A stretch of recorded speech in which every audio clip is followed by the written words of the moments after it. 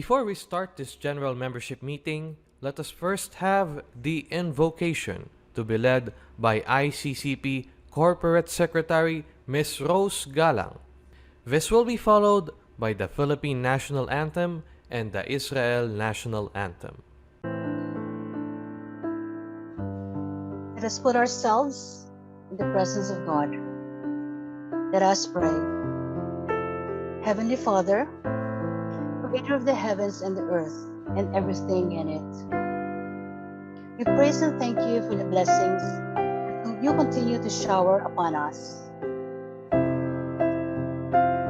We thank you for this opportunity so we can once again gather virtually. Bless our organizer, our technical team, our host, and our speakers so that we're able to once again deliver a successful online event. Bless our participants that they find this afternoon's learning session worth their while. All of this we ask in your holy name. Amen.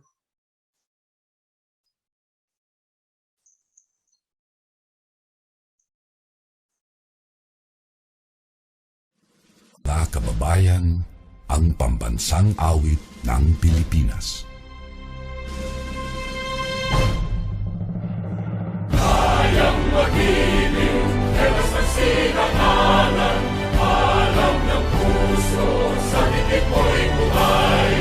Lupang hinirang, tuyag ka ng magiting, sa mandulupin, di ka pasisigil, sa nagatak tutok sa simoy at sa langit kong pagaw, ay hinatang tulad, awit sa pagkayang minamahal, ang isang ng matawad mo'y tagumpay na nag-iingin, ang bituin at araw niya kailan pa may di magdidinig, luman ang araw ng walhagin pagsinta, buhay langit sa piling mo.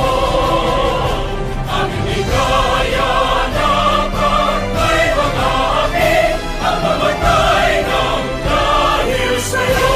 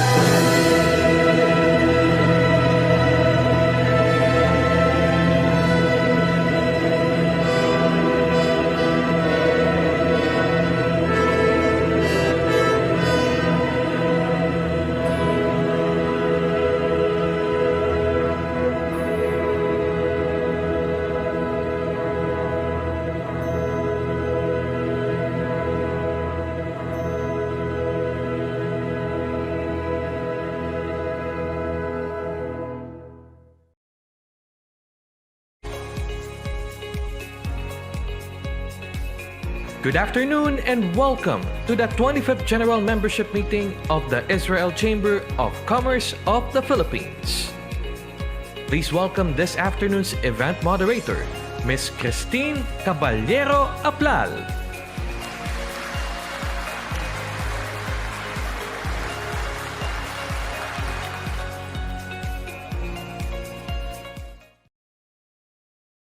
Hello and good afternoon, everyone. I know you're all excited for our GMM to begin.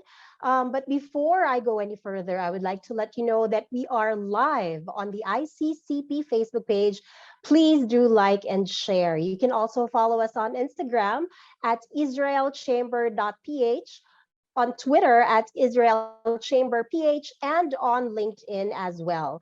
We also would like to acknowledge our valued sponsors, our Platinum member, Exlinkevents, our Gold members, Dayanan Business Consultancy and Star K Kosher, and our event sponsor, Aksadra. Thank you so much for your support. All right, so let us now listen to the State of Israel's Ambassador to the Philippines, His Excellency Ilan Flus.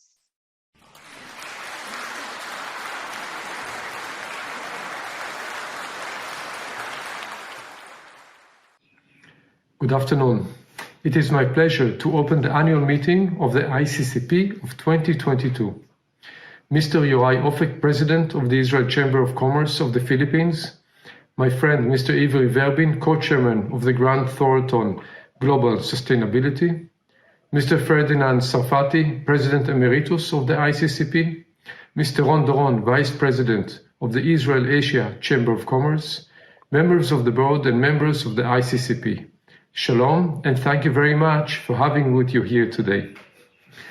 As the current board of the ICCP ends their term, I would like to express my appreciation for what you have done during the past year. You were great partners to the Embassy of Israel, especially in promoting the business sector.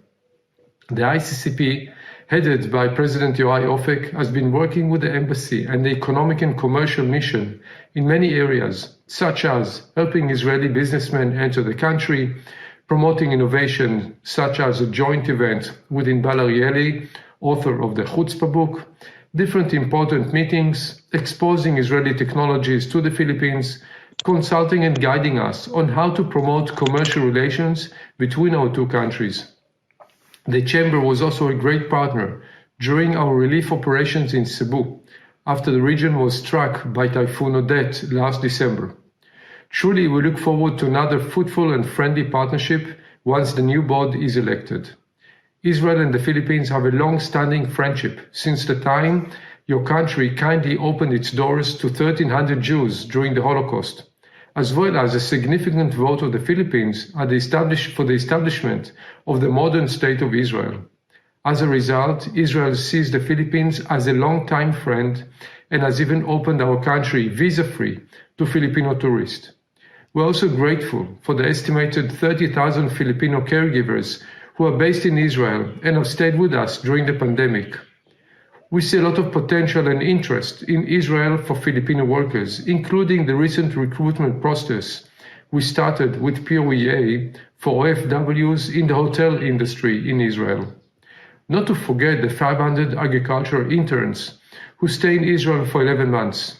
This is a great potential we have, and we have to maximize its impact on the agro industry in the Philippines. I call upon the Chamber to take part in this important program. It is my top priority to increase the collaboration between our two countries in the technology and innovation sector, promoting of investments, and support the defense industries. Now that Israel and the Philippines are opening up the economies and are both gaining back the economic momentum, I look forward to seizing more opportunities for prosperity.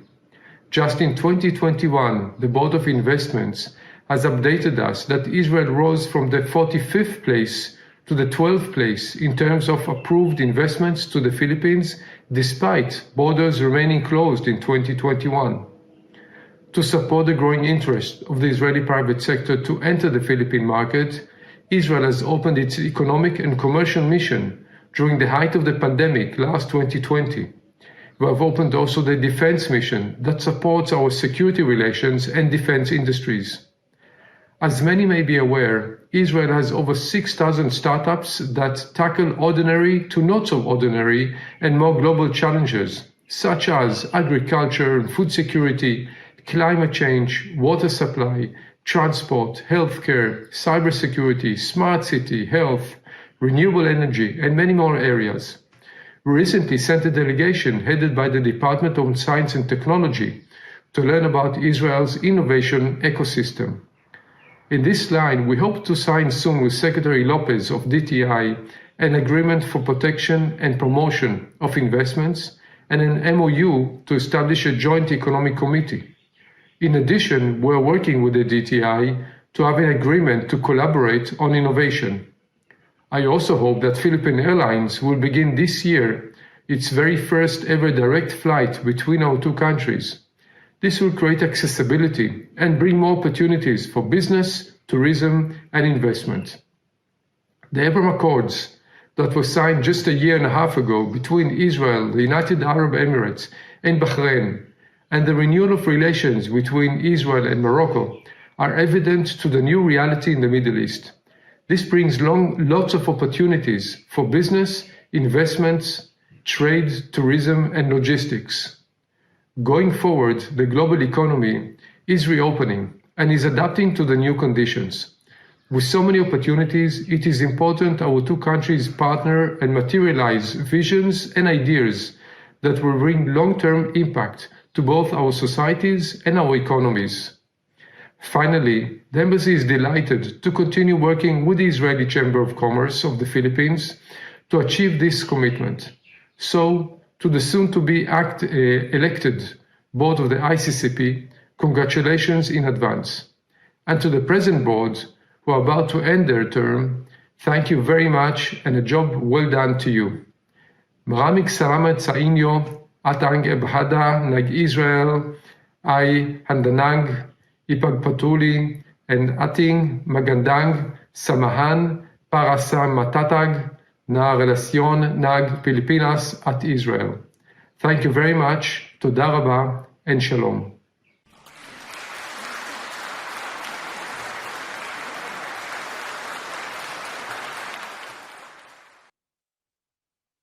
Toda raba, Ambassador Ilan Flus. Now, to tell us more about the year that was, let us now listen to the ICCP president for 2 years in a row now, Mr. Yorai Ofek.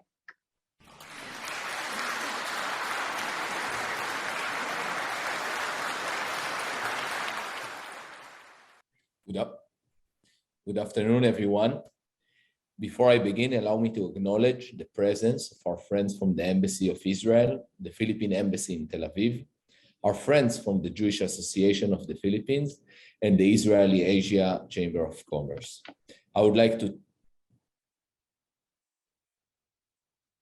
to thank Ambassador Ilan Flus for his heartwarming opening remarks.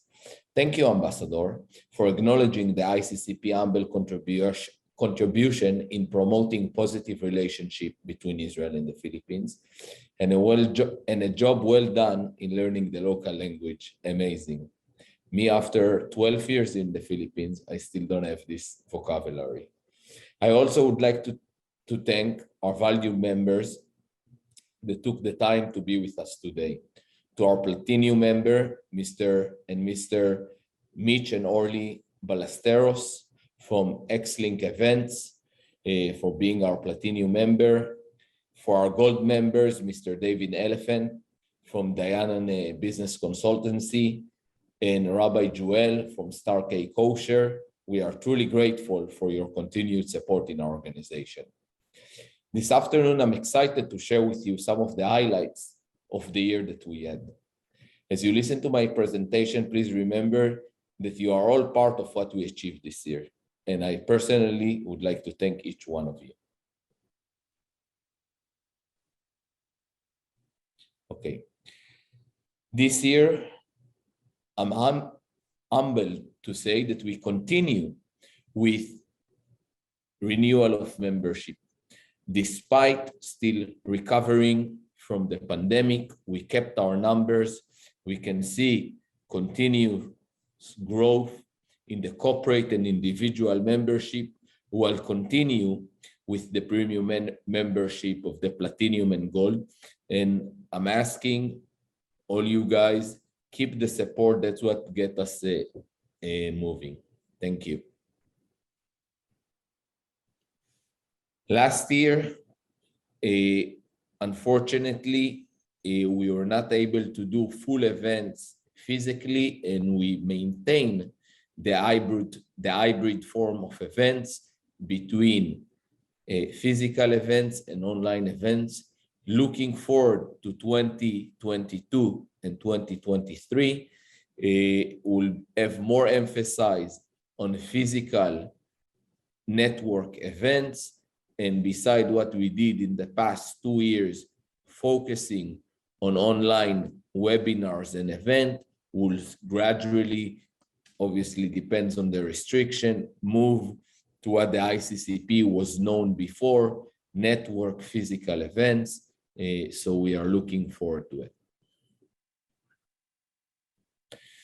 One of the highlights, obviously according to the times and the challenges, we had a joint event with the Makati Medical Foundation and the Embassy of Israel.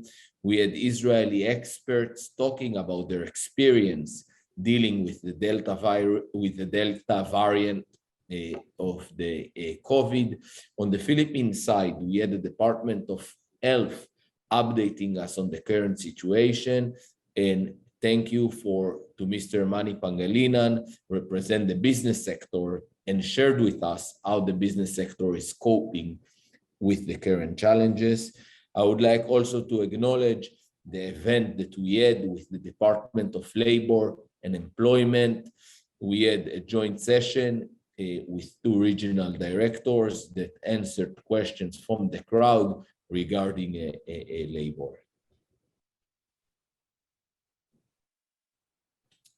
Moving to our agriculture committee, headed by Mr. Toto Barcelona, came again with a very interesting and relevant event on 2 items. Our dairy event show us how Israel, being a world leader in the dairy and cheese production, we showed the outstanding business model of quality milk production from the Philippines, inspired by the massive growth of Carmen's Best Ice Cream, a favorite Filipino brand and dessert, well recommended by all of us. As well, the event Be Profitable, it's about the bees.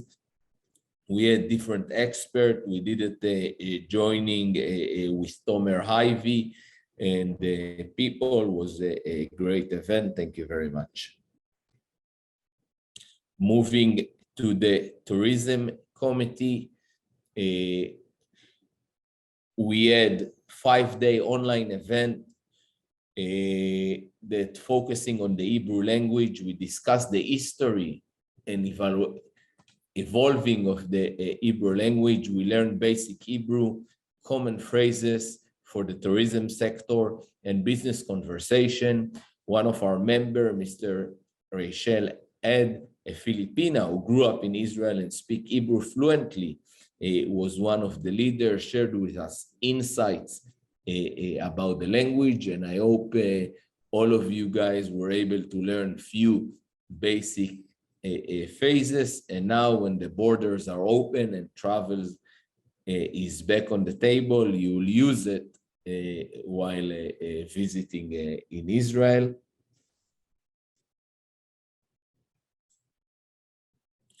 One of our special learning event, we learned the very useful term, and actually it's behind the term, it's an approach about the chutzpah, all about it, and the powerful philosophy that driven Israel to part of her achievements in innovation and entrepreneurship was the chutzpah, and this strong self-belief of achievement and pushing a goal-driven approach, both in business and in personal life.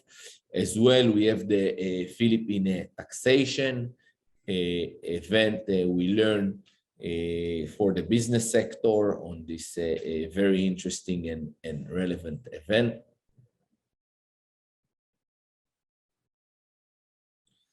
Social media, a great event with Dr. Karen from New Perspective Media, was able to share with us their contribution. Social media became a strong and powerful tool, both for the business and government aspect. There is a lot of Israeli innovation, startups, as well as well-established companies in this field.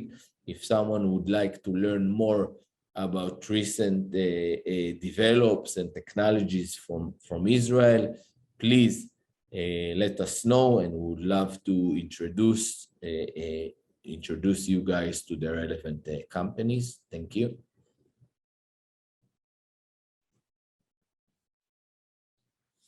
Last year, we had, in November, we had our second GMM together with the Standard Chartered Bank Singapore, talking the implication of inflation, give ways to mitigate risk, and present idea how to future proof investments.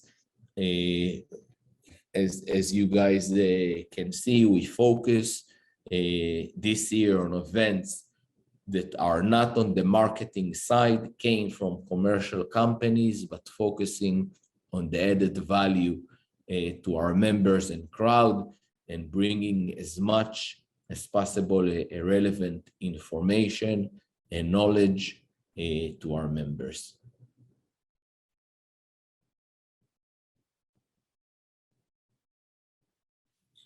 This is some of the news outlets that the ICCP was presented in different events and activities that we took place.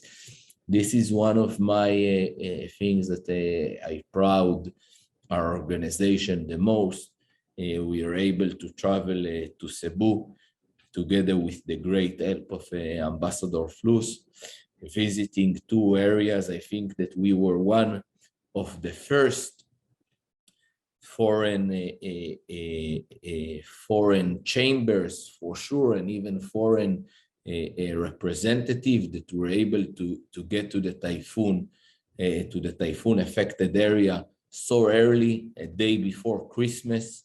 Me and the ambassador traveled. We were hosted by the mayor of Talisay, as well as the governor of Cebu. It was hard things to see a place that it's dear to me personally, and to all of us, and we hope that we're able to contribute. Thank you for all the members, especially Mr. Itamar Guerro, our emeritus president, in contributing to this effort. It went a long way to the people in need. Beside the event,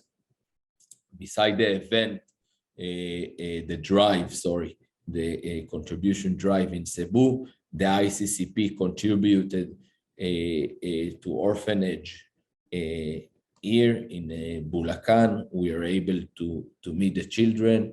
And Ephesus, it was those are people, mainly girls in need.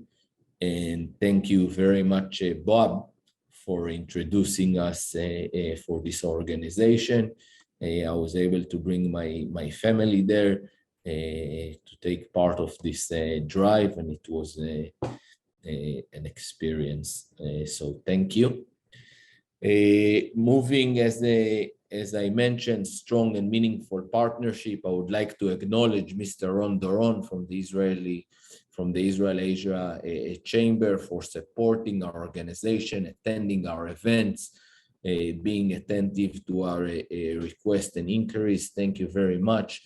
As well, the Davao Chamber, the Embassy of Israel, of course, our partners, dear friends, and we see us an integral part in representing not only Israel, also the local Israeli community here in the Philippines.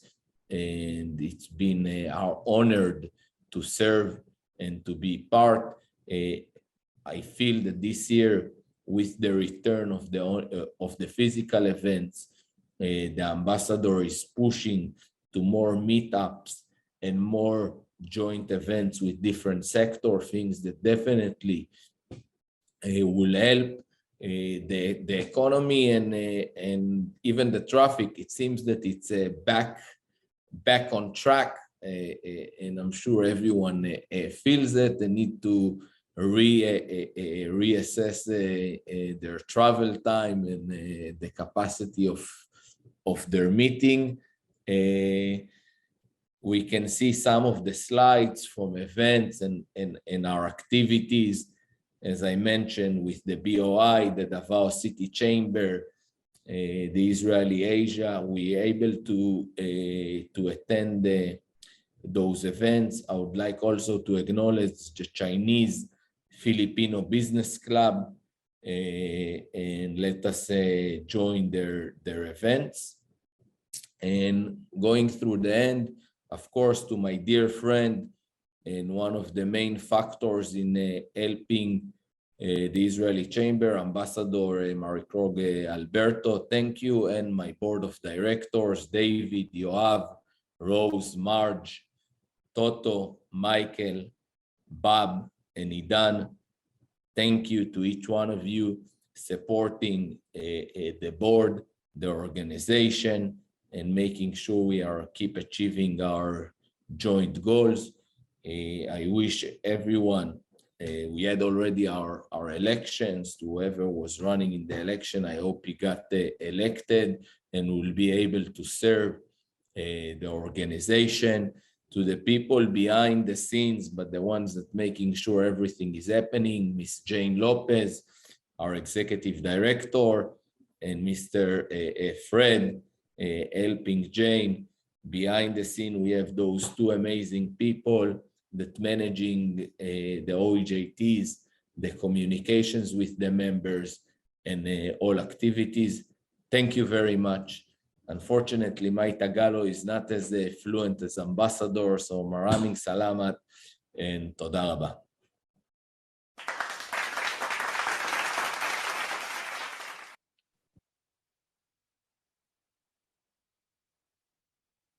Thank you so much, Mr. Ofek, for a job well done. It was indeed a very, very busy year. So many projects, so many accomplishments, all under your leadership. Thank you so much. Now we are going to move on with our presentation for this afternoon. But before I do that, please be reminded that we will be having a short Q&A after the presentation. You may type your questions on the chat box, and our speaker will try to answer them all after his presentation. Okay, so I am now ready to introduce to you our event speaker. Mr. Ivry Verbin is the CEO of Good Vision Grant Thornton. He is also the co-chair of Grant Thornton's Sustainability Services Steering Committee. He wrote 2 books, Corporate Responsibility and Corporate Responsibility in the Digital Age. He was also the director of the Paris Center for Peace and was an advisor of the Minister of Foreign Affairs. He finished Masters of Business Administration and Strategic Management from Bradford University. Ladies and gentlemen, let us give a warm virtual round of applause for Mr. Ivry Verbin.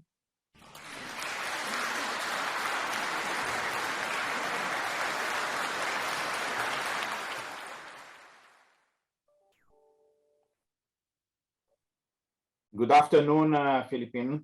I'm here from Tel Aviv. Very happy to be with you today.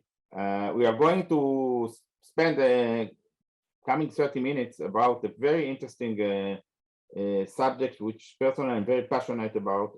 It's the corporate responsibility or sustainability, or some people call it ESG. It's one of the most inspiring and meaningful phenomenon in business management these days. after hearing His Excellency, the Ambassador, and the other team, I'm even more confident that it's very relevant to the Philippines, especially because in some way or another, this part of the world is in a way sensitive to climate change and sensitive to social issues. And I would say that in my world, I would try to interlink between these challenges and the corporate behavior and performance of business. So with your permission, I would like to share with you a presentation that I prepared. Just a minute.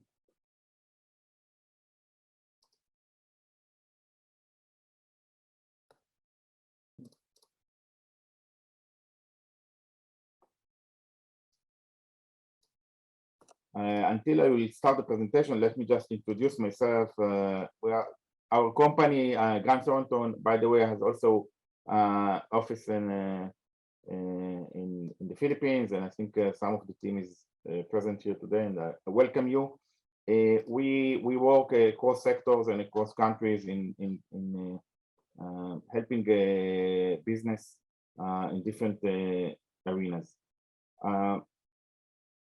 And I'm sure that today the new management of business is very relevant to all the challenges that we are speaking. I see is Ambassador Ilan Flus, who is in previous job was one of the directors of the Israel Department for Foreign International Support, and it's also interlinked to diplomacy, how business, government, and civil society can work together in order to solve these challenges. Okay, so we'll talk today about ESG, which is the synonym for environment, social, and governance. We'll talk about the maybe some of the challenges that you have, and the trends and the that are locally and internationally shaping our world these days. I'll spend a few minutes in talking about sustainability reporting and sustainability investments, because there are two main vectors that shape this ecosystem. And I will end with a few examples of business who took the extra mile and implement some responsible practices. I think I don't need to speak more about ourselves, but I will just mention that we are members in all the international standards and organizations that shape the sustainability ecosystem. So what you ask yourself, what is exactly ESG, or what is corporate responsibility? So I would say there are many definitions, but generally speaking, it's a management approach that take into consideration the needs from the society, from the environment, from the employees, from the suppliers, and from the investors, from all the stakeholders. And the idea is not to be a tree hugger. We are business people working in the business sector, but the idea is that it is a win-win situation. It's exactly the way that if you are doing well by doing good. Okay, I will say in a minute what are the business dividends exactly, but it's a win-win situation. The components of corporate responsibility, let's go clockwise. So we'll start from the marketplace. Of course, the product should be good. The advertising should be honest. The marketing and service should be reliable. You need to take care for the dialogue and to understand what the needs of your customers. Then we move to workplace. Workplace is how we as a business can, let's say, recruit people from different backgrounds, from diversity backgrounds, people with disabilities, people from minorities, gender issues.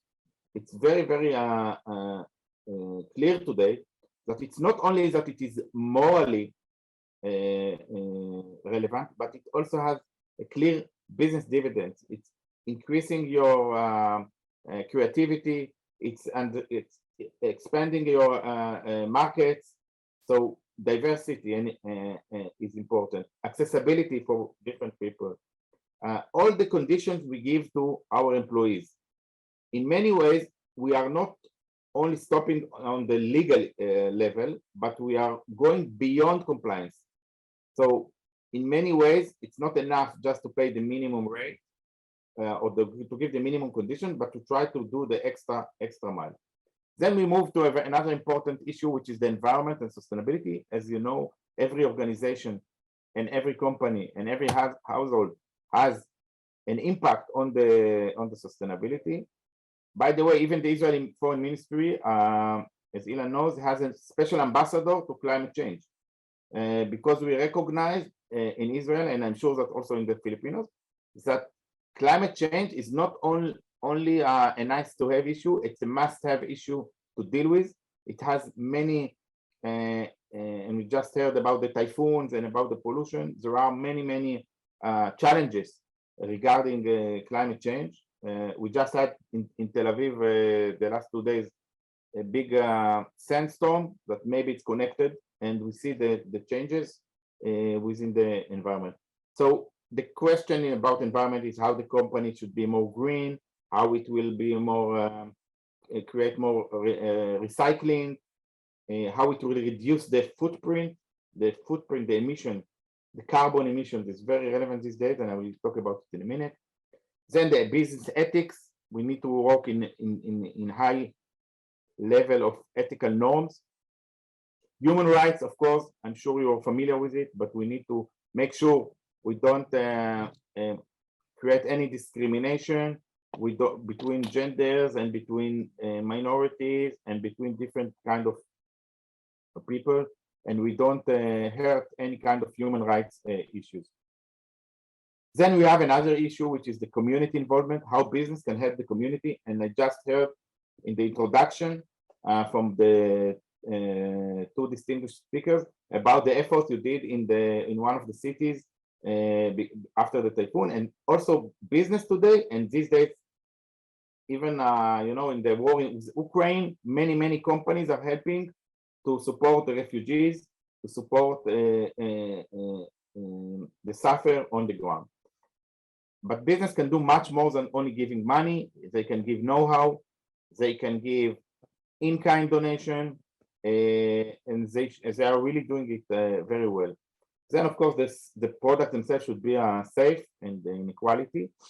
The supply chain is also very important to the Philippines-Israel relationship, because some of our companies in Israel have suppliers in the Philippines and maybe vice versa. And the idea is how you take consideration of the conditions of the sustainability also with your suppliers, not just staying in your office in Tel Aviv or in Manila, but looking down the stream to see that your suppliers are also ethical, they keep the environment, and they are honest, etc. Then you have the corporate governance, to all the ideas that the board should work effectively and honestly and in a transparent way, and to monitor and guide the management.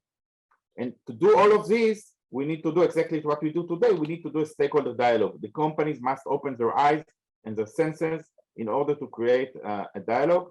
It's also, by the way, relevant to government. When they do things, when they create new infrastructure, they need to ask the citizens and to be in dialogue, and the end result will be much better. So these are the components of corporate responsibilities. Then we have the different name is ESG. It's very popular in the marketplace, in the capital market. It stands for environment, social, and government issues. Now, I promised you it's a win-win. So what are the dividends exactly? So I would say there are many dividends, but it helps the reputation, to build a good reputation for the company. And the reputation is valuable. It helps you to manage your risk. You don't make enough mistakes. You are avoiding conflict and controversial issues. It helps you to raise capital, and I'll show you in a minute that there are trillions of dollars today that are looking for an ESG investment and an impact investment. And last but not least, I would say that many employees, especially the young employees, the millennials, are very engaged and motivated to work in a sustainable and companies, and they're looking for it. And once you understand it, it's very good to implement, and it's help you to engage and motivate your people. Now, I promised you it's a very interesting and dynamic subject, and one of the reasons is that it actually takes place as we speak these days. As we speak now, things are happening, and I've just put three from the last 2-3 years, some trends that took place. We had the Biden takeover in the US, and he put all the green issues to the US administration. Very fast forward.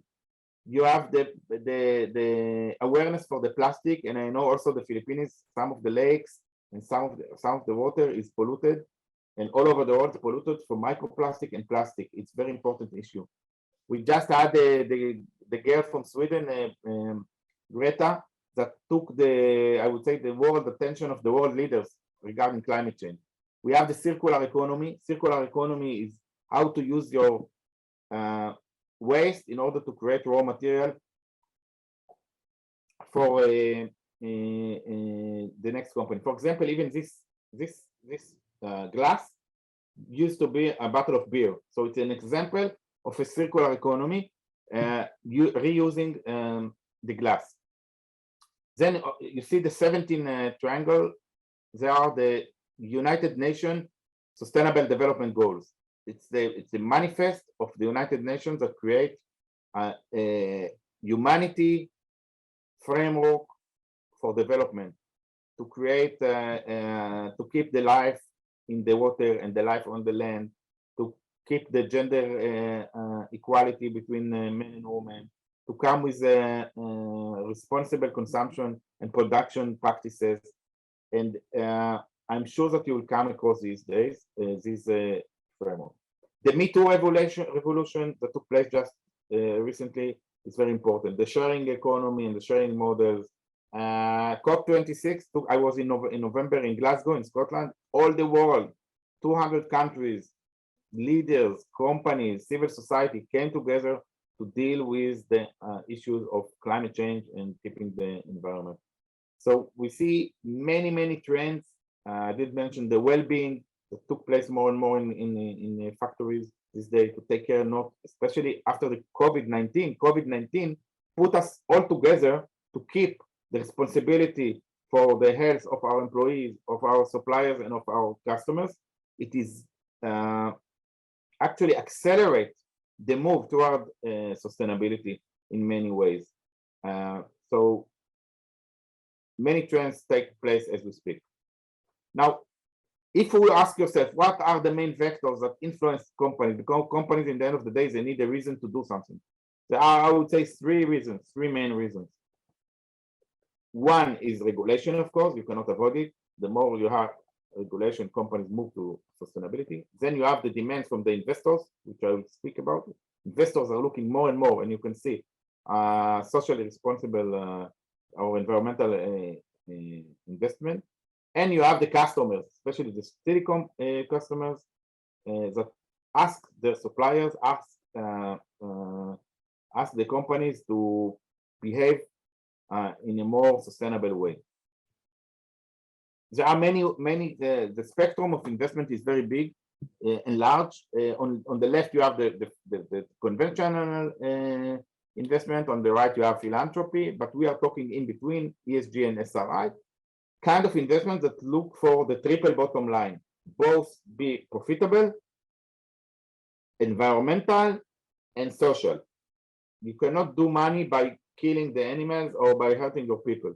In the end of the day, you cannot survive. So there are more and more, and we are estimated today that 50 trillion, not billion, 50 trillion dollar is going into funds that are looking at ESG. And the whole ecosystem of investors, the biggest investors in the world, BlackRock and the Vanguard and Blackstone, they are all looking for ESG investments. And they came, as you can see here, a whole new ecosystem of analysts that give ESG and sustainability data on the companies for the investors. They sell this information because investors are looking more and more into this data. So you can see Bloomberg and Sustainalytics and ISS and MSCI and Moody's. Many companies came in the last 5 years and emerged into this ecosystem. And you can see this is, for example, from Bloomberg, how Bloomberg is giving the different ranking. In this case, the Israeli companies. So you can see some companies getting green, some don't have ranking, but all of the big companies are getting ranking from this analyst.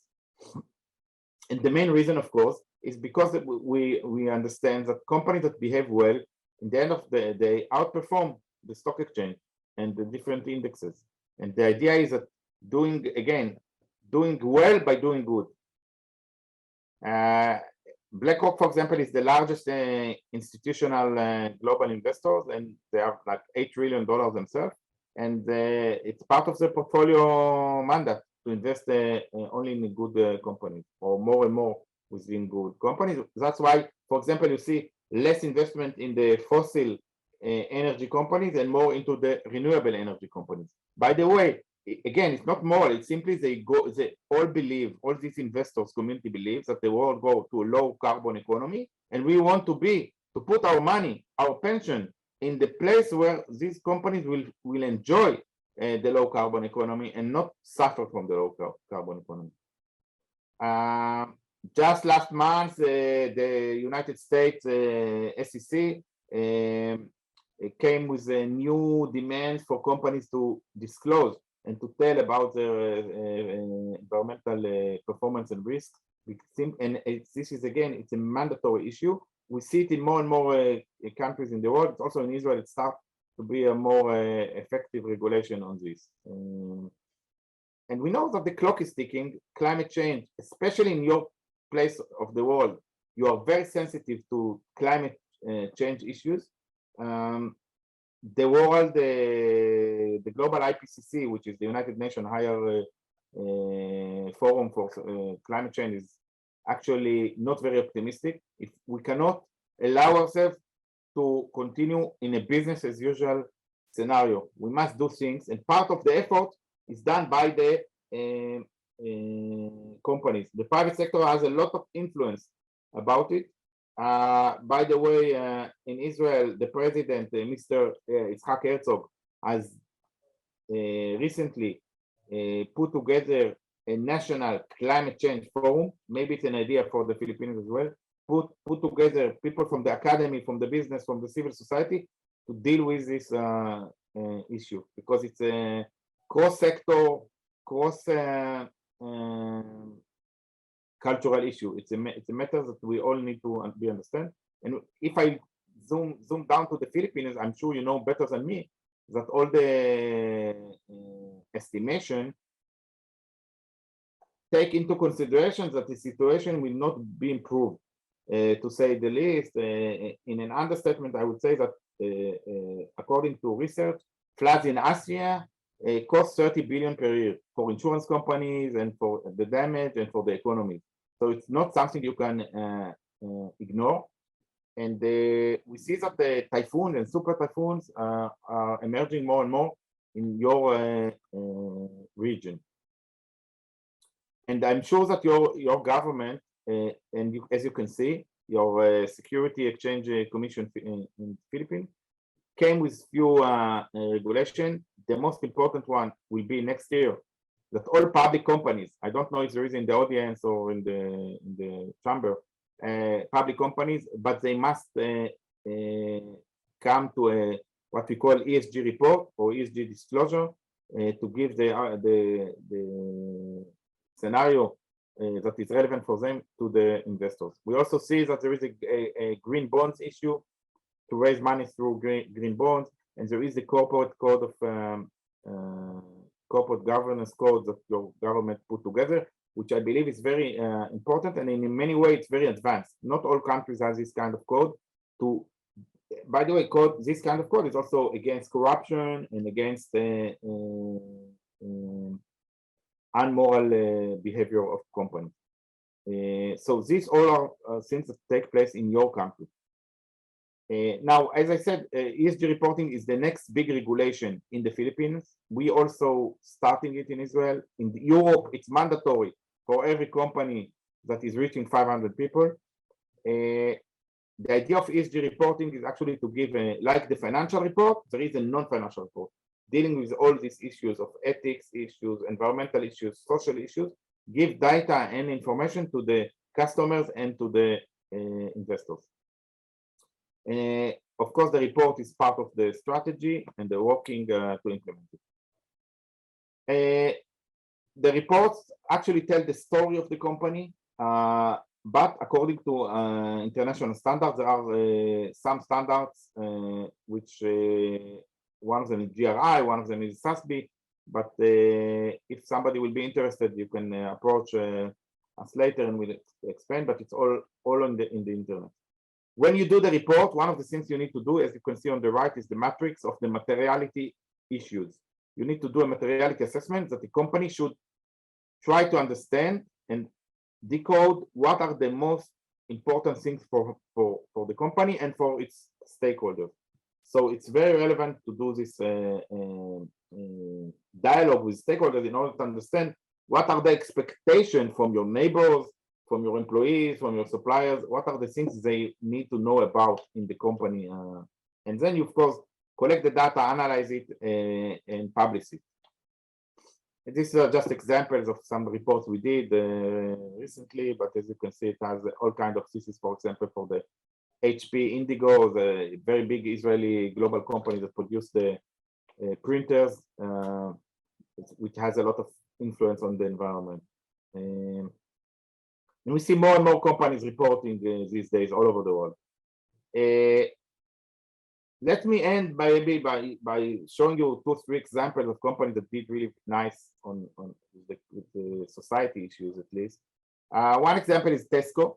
Tesco, the biggest or one of the biggest UK retailers or European retailers, as you all know, established a relaxed lane for.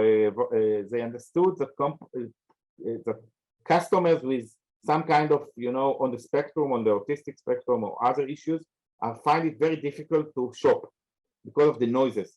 So they keep either separate lanes or separate hours. That sometimes you have a child which get nervous from this noise, that the company has, and it has a quiet and more relaxing environment to shop. So it did the extra mile, of course, not very easy, but I'm sure they get a dividend, as I said before, regarding reputation, regarding customers' loyalty. It's very important. By the way, an anecdote, in a week in Israel, we are going to celebrate the Day of Independence. And there is a new movement, and actually supported by a new regulation, that we don't do any more fireworks with a lot of noise, because some people are irritated and suffer from these noises. So it's, again, being more compassionate about the needs of the others. Patagonia, which is one of the interesting US global, I would say, camping equipment, they decide to go against the market and to ask the people not to buy new if it's possible to fix your garderobe.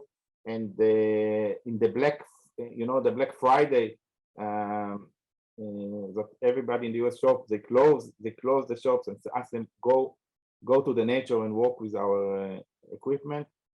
So it's a very inspiring campaign, and it's really increased, also help them to differentiate themselves, the brand. It's very important in marketing to differentiate the brand in the marketplace and create a nice community of people who share the brand values. You mentioned the typhoon support, which I really was impressed by. In Israel, in the last months, we are all, of course, all over the world, we are looking at what happened in Ukraine. And you saw, and I was amazed, and by the way, even the foreign ministry in Israel has done a lot to coordinate all the needs on the ground. They put one of the ambassadors make like an operation room, and you see many companies without looking for any kind of a price, they just donate. This is the Delta Textile, so they donate underwear for the refugees, and food companies donate food, and some companies donate hospital equipment. And it's very interesting to see how all sectors, including the government, sending equipment to the Ukraine or to Moldova, and supporting as one humanity, as one solidarity, the people who had to leave their houses. Of course, we are talking about civilian support. Maybe I will finish with another example to encourage circular economy, how to recycle. So Tommy Hilfiger, you know the brand, created a platform to encourage customers to recycle and to use the different practices of circular economy, which I think is very nice and very interesting to see how they use the brand power to leverage and to move to the right direction. This what we have spoken about is in a nutshell. I gave you a few idea what is ESG, what are the components, what are the dividends of implementing ESG. Of course, I can speak about it for days, but this was really a quick one. What was some kind of relevance to the environmental and social challenge in the Philippines? What are the trends in the world these days that we covered? Some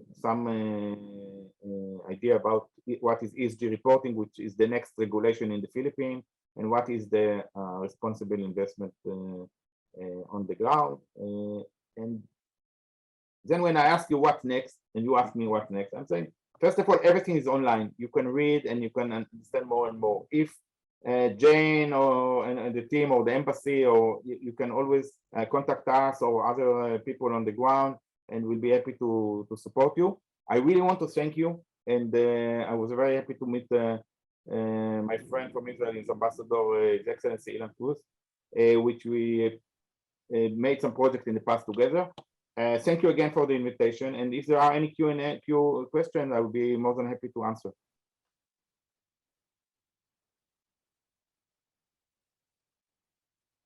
Maybe we stop.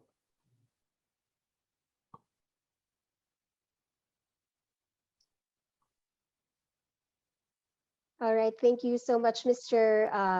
Verbin. And I have to commend you for being socially responsible, for being conscious about environmental sustainability.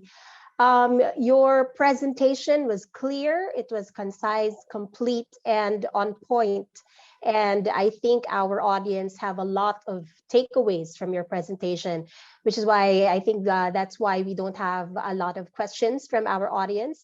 But I have to let you know that we are definitely one with you in wanting to help our country, as well as being mindful of all of those who are in need around the world. So, and I'm sure a lot of our audience today was even more inspired, as I have been, by all that we saw and we heard today. So thank you so much, Mr. Verbin. Is it possible to ask one question? Oh, yes, please go ahead. Ms. Jennifer Galvez. Thank you. Good afternoon, sir. I'm Jen Galvez from Vanguard Radio Network. I just have a curious question, though. Pardon my voice. Is what you have presented, is it at all possible to do it in an environment where corruption is pervasive and transparency and accountability, they're not really appreciated and practiced so much here in the Philippines? And if so, if that is even possible, how can we circumnavigate that? Thank you. Thank you for the question. First of all, you're right. Corruption is something that is, there was a Supreme Court judge named Brandes, that he said that there is nothing more healthy than the sun of the light. Okay, that the sun of the light is the best antibiotics to fix the problem, meaning transparency. So I think on one end, it's very, very challenging to deal with if you have a lot of what you said. On the other hand, I think that your government putting this new regulation for next year for all the companies to disclose their ESG practices, and assuming they are going to publish things with the signature of the CEOs, they will say the truth. So this phenomenon will, I guess, help to fight corruption and to fight the other things you mentioned. Of course, it's not 100% the formula to success, but it's a small step that we all, as you all as a customers can do it, you know, putting things on in your awareness.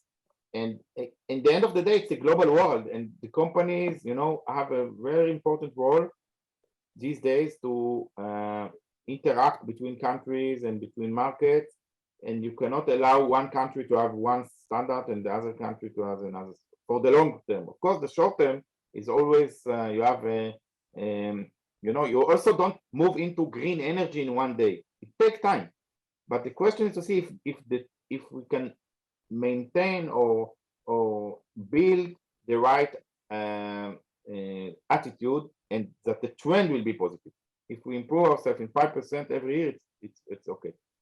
So I don't have all the answers, but thank you for raising the issue. All right, thank you so much. And I hope that answered your question. Once again, thank you very much, Mr. Ivry Verbin.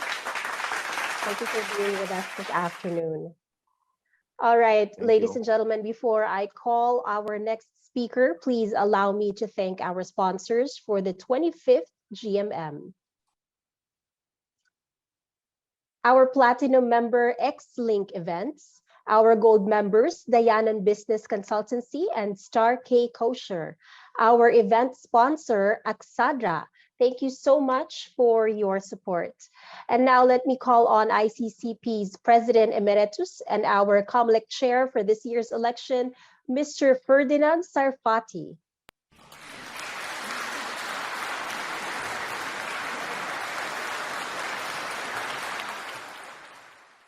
Thank you very much, Christine, for that introduction.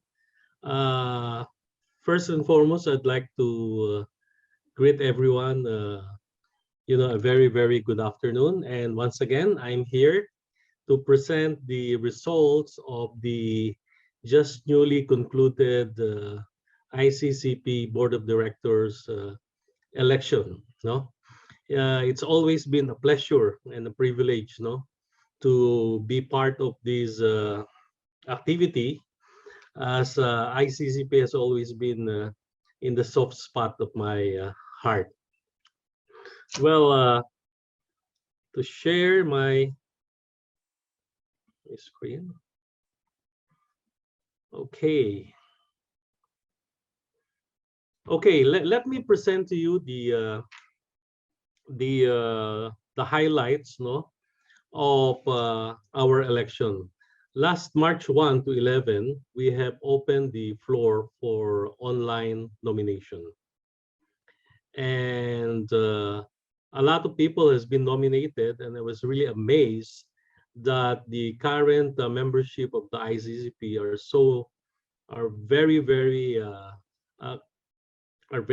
cooperative right now, and very, very excited to be part of the leadership team.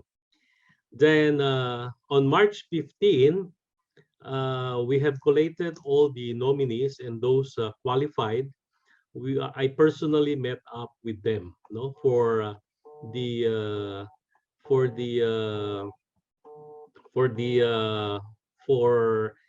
meeting, in order for them to be able to understand the expectations of the ICCP for all the board of directors.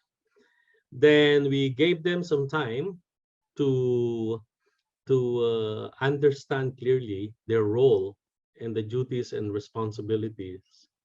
And we gave all the nominees a deadline on March 21 to officially accept their nomination, which out of 15 nominees, 11 have accepted the nominations. Then that put them to be the qualified candidates for the board of directors. And on March 22 to March 27, we have given them time for the campaign period, so that they'll be able to introduce themselves to all the members of the ICCP. And on March 28 till April 1 was actually the actual online election. So we have promised that we will share the results during this GMM meeting, which is today. So that is just the snapshot of our the acceptance of the nominations. So here I'd like to present the official candidates during this election process. And as I've said, 11 candidates. No, that's Arsenio Barcelona, Marge Barro, David Elephant, Itamar Hero, Yoav Golan, Haim Katsab, Michael Makatangay, Yorai Ofek, Dr. June Punsalan, Idan Segev, and Roberto Sosobrado. So now, the most awaited part, I'd like to present to you the actual count, the tally of all the votes. Before I do that, just let me share with you some of the statistics. 57.52% of the members voted. So that made our election process a success, because we are required to have a majority, or 51%. So the COMELEC received 8 proxy forms, which were casted on the vote. And really, I would like to thank the active participation of all the members of the ICCP. And the results is this. Yorai Ofek got 51 votes, which is 79.68%. Roberto Sosobrado got 51 votes, or 79.68%. Arsenio Barcelona got 48 votes, or 75% of the total votes. David Elephant got 71.87% of the total votes. Marge Barro got 45 votes with 70.31% of the total votes. Yoav Golan, 43 votes, or 67%. Itamar Guerrero, 41 votes, or 64% of the total votes.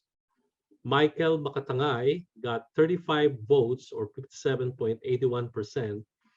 Idan Segev got 27 votes, or 42.18% of the votes. And June Punsalan got 24 votes, or 37.5% of the votes. And Haim Katsab got 23 votes, or 35.93% of the votes. So the top 9 will be picked as the new board of directors. However, I would like to emphasize here that the 10th position and the 11th position is very, very important, because they have a role to play in the whole process. Because in the event that anyone from the 9 newly elected board of directors who would resign for any reason, or who would not be able to fulfill its duties and responsibilities, the 10th place and the 11th place will succeed those people respectively. So it's really very, very important. So in our chamber, we usually give the 10th and the 11th place some committee chair position, or a responsibility, just to make them be active with the board of the directors. So I'd like to congratulate the 9 newly elected board of directors. So Yorai Ofek, Roberto Sosobrado, Toto Barcelona, David Elephant, Marge Barrow, Yoab Golan, Itamar Hero, Michael Makatangay, and Idan Seged. So for any disputes, you may write it officially, or for any questions that you may have, you may submit a written request for clarification or for any questions, no? And the COMELEC will be able to answer those questions because we have filed all the papers that we have for audit purposes in the future. So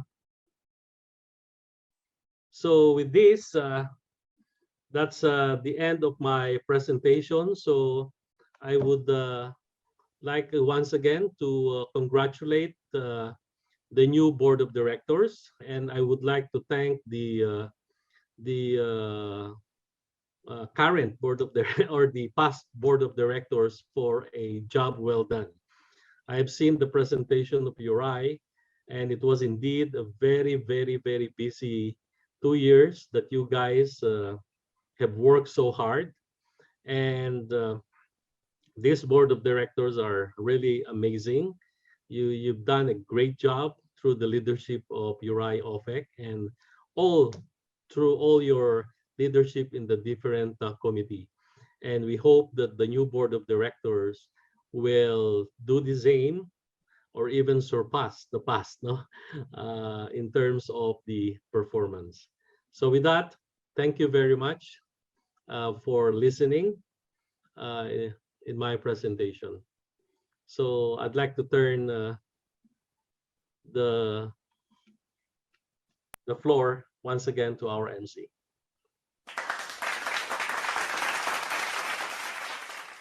Thank you so much, Mr. Sarfati, and congratulations to all of our newly elected board of directors for 2022 to 2024.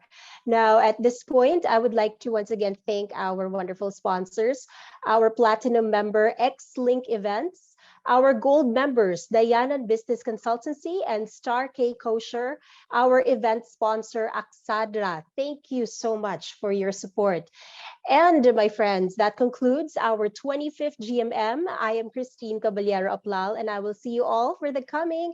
Thank you all for coming, and I will see you all at the next upcoming events. Have a good day, everyone.